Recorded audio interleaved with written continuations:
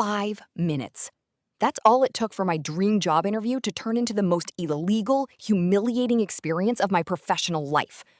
When the hiring manager leaned across the table and asked me point blank whether I was planning to get pregnant anytime soon, I knew I was staring directly into the face of a red flag factory. And trust me, it only got worse from there. Before I tell you this absolutely unhinged story, do me a favor and hit that like button and subscribe to the channel. Drop a comment below telling me the worst interview question you've ever been asked. Trust me, you're going to want to stick around for this one. I need to take you back to about 2 years ago. I was 27, fresh off a layoff from a startup that had burned through its funding faster than a wildfire through dry brush. I'd spent 3 months job hunting, sending out resume after resume, perfecting cover letters until my eyes crossed, and networking until my LinkedIn messages started to feel like spam even to me. Then, finally, I got the call I'd been waiting for. A major marketing firm downtown wanted me to come in for an interview. This wasn't just any company. This was Harper and Reid Marketing, one of the most prestigious firms in the city. They'd worked with Fortune 500 companies, launched campaigns that went viral, and had the kind of client list that made my marketing degree feel like it was finally worth something. I remember getting that email and literally screaming in my apartment. My cat Mochi almost had a heart attack. I spent the entire week preparing. I researched the company's recent campaigns, memorized their mission statement, practiced answers to every possible interview question I could think of. I even bought a new blazer, navy blue with subtle pinstripes. It made me feel powerful, professional, ready to conquer the world. The morning of the interview, I woke up at 5 a.m., even though my appointment wasn't until 10.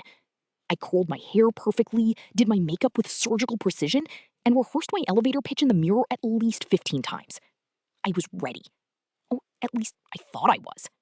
The Harper and Reid office was everything I'd imagined and more. Floor-to-ceiling windows overlooking the city skyline, sleek modern furniture, employees walking around with tablets and expensive coffee cups. The receptionist was impeccably dressed and smiled warmly as she checked me in. This was it. This was where I was supposed to be. I waited in the lobby for about 10 minutes, flipping through my mental notes and trying to keep my hands from shaking. Then a door opened, and a man stepped out. He was probably in his mid-50s, silver hair slicked back, wearing a suit that probably cost more than my monthly rent. His smile seemed friendly enough, but there was something about his eyes, something calculating, something that made my stomach twist just slightly. "You must be Jessica," he said, extending his hand. "I'm Richard Thornton, Director of Creative Operations. Welcome to Harper and Reid." I shook his hand firmly, just like I'd practiced, and followed him down a long hallway to a corner office. The office was impressive. Framed awards lined the walls, a massive mahogany desk dominated the center, and behind it sat another person, a woman, probably in her early 40s, with sharp features and even sharper eyes. She didn't smile when I walked in. "This is Linda Voss, our HR director," Richard explained. "She'll be sitting in on the interview today." I nodded and smiled at Linda, but she barely acknowledged me. Instead, she was already scribbling something in a notebook, her pen moving in quick, aggressive strokes. The first red flag flickered to life in the back of my mind, but I pushed it down. Maybe she's just busy, I told myself. Maybe this is normal. The interview started normally enough. Richard asked about my background, my experience with digital marketing campaigns, my approach to analytics and client relationships. I answered confidently, pulling from my preparation and real-world examples. I was killing it. I could feel it. The words were flowing, my examples were landing, and even Richard seemed impressed. And then, about 5 minutes in, everything changed. Richard leaned back in his chair, crossed his arms, and studied me with that calculating look I'd noticed earlier. "So, Jessica," he began, his tone shifting to something more casual, almost friendly, but with an edge that made my skin prickle. "I notice you're not wearing a ring." I blinked. "I'm sorry?" "A wedding ring," he clarified, gesturing vaguely at my left hand. "You're not married?" The question caught me completely off guard. I felt my professional composure crack, just slightly. "No," I said, slowly. "I'm not married. But I'm not sure how that's relevant to the position." Richard waved his hand like I'd said something silly. "Oh, it's just conversation. Getting to know you as a person, not just an employee." He smiled, but it didn't reach his eyes. "We value family here at Harper and Reid. We like to know where our employees are in their personal lives." Every alarm bell in my head started screaming. I glanced at Linda, the HR director, expecting her to intervene, to redirect the conversation, to do literally anything. But she just sat there, pen still moving, eyes fixed on her notebook. She wasn't going to help me. Before I could formulate a response, Richard continued. So you're single then? Are you dating anyone seriously? Boyfriend, partner? He said it so casually, like he was asking about the weather. I don't think that's an appropriate question for a job interview, I said, trying to keep my voice steady despite the anger bubbling up in my chest. Richard laughed, actually laughed, like I'd told a joke. Jessica, relax. We're all friends here. He leaned forward, resting his elbows on the desk. Look, I'm going to be straight with you because I respect your time. This position requires a lot of commitment. Long hours, weekend work sometimes, client dinners and events. We need to know that the person we hire isn't going to get pregnant and disappear on maternity leave 6 months in. The words hit me like a physical blow. I sat there, frozen, my brain trying to process what had just happened. Did he really just say that? In an interview? With HR sitting right there? Did you just ask me about my pregnancy plans? I managed to say, my voice barely above a whisper. I asked about your commitment to the role, Richard replied smoothly. It's a reasonable question. We've had issues in the past with female employees who assured us they were dedicated, only to announce a pregnancy 3 months later. You can understand our concern. I could feel my face flushing, a mixture of embarrassment and rage coursing through my veins. I looked at Linda again. She had finally stopped writing and was watching me with an expression I couldn't quite read. Curiosity? Amusement? Whatever it was, it certainly wasn't disapproval. That question is illegal, I said, my voice growing stronger. You cannot ask candidates about their marital status, family planning, or pregnancy intentions. It's discrimination. Richard's expression flickered, just for a moment, before settling back into that smug smile. Discrimination is a strong word. I'm simply trying to assess cultural fit. He glanced at Linda. Linda, would you say anything I've asked crosses a line? Linda finally spoke, her voice flat and disinterested. I don't see anything inappropriate here. Mr. Thornton is simply being thorough. My jaw dropped. This was the HR director, the person whose literal job was to prevent exactly this kind of thing, and she was backing him up. They were working together. This wasn't just one bad apple. This was the whole rotten orchard. Richard seemed emboldened by Linda's support. He leaned back again, a predatory gleam in his eyes. Let's move on then. Tell me, Jessica, how do you handle pressure? Do you get emotional easily? I found that women in this industry sometimes struggle with the demands of the job. They take things too personally. I could feel my hands trembling. Not from nerves anymore, but from pure, undiluted rage. Every instinct told me to stand up and walk out.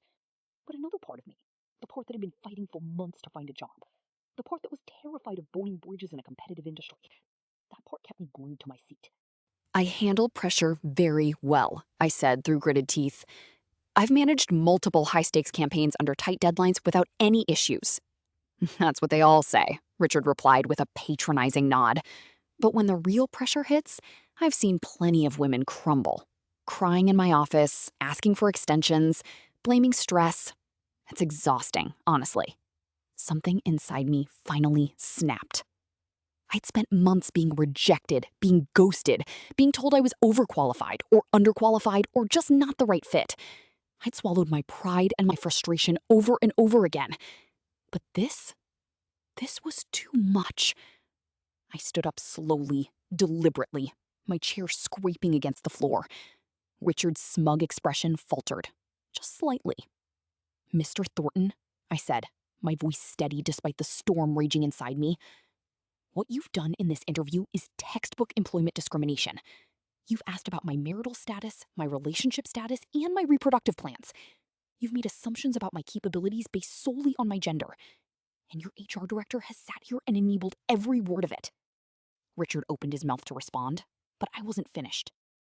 I came here today prepared to give this company everything I had. I researched your campaigns, memorized your values, bought a new blazer for this interview. But in 5 minutes, you show me exactly who you are. You're not looking for a marketing specialist. You're looking for someone who will tolerate your illegal, disgusting behavior. Linda finally looked uncomfortable. Now, wait just a minute, she began, but I cut her off. And you, I said, pointing at her, we're supposed to protect employees from people like him. Instead, you're his accomplice. I hope you're proud of yourself. I gathered my bag and walked toward the door. My legs felt shaky. but I refused to let it show. I paused at the threshold and turned back one last time. I'll be filing a complaint with the EEOC, I said calmly, and I'll be leaving detailed reviews on every platform I can find. Good luck finding someone willing to work for a company that treats candidates like this. I walked out of that office with my head held high, past the sleek modern furniture and the floor-to-ceiling windows, past the receptionist who looked at me with confusion as I passed, out into the sunlight where I finally let myself breathe. My hands were shaking so badly I could barely hold my phone. I sat in my call for 20 minutes, crying, laughing, processing what had just happened. Part of me felt triumphant. Part of me felt terrified that I'd just destroyed my career by speaking up. But here's the thing. I did file that EEOC complaint. I did leave those reviews. And 6 months later, I got a call from a lawyer who was building a case against Harper and Reid. Turns out, I wasn't the only one. There were 7 other women with similar stories. 7 other interviews where Richard had asked the same illegal questions. 7 other women who had been humiliated and dismissed. The lawsuit is still ongoing, but last I heard, Richard Thornton is no longer the director of creative operations. And Linda, she was quietly let go during the investigation. Funny how that works. As for me, I found a job at a company that actually values its employees. A place where my reproductive choices have never once been questioned. A place where HR actually does its job. Here's what I learned from that nightmare interview. Red flags in the first 5 minutes are a gift. They save you from wasting months or years at a company that would have destroyed you. Trust your instincts. Document everything. And never, ever be afraid to walk away from toxicity, no matter how desperate you are for a job. Thank you so much for listening to my story. If this resonated with you, please hit that like button and subscribe so you don't miss our next video. And if you have your own workplace horror story you'd like to share, drop it in the comments or send us a message. Your story could be featured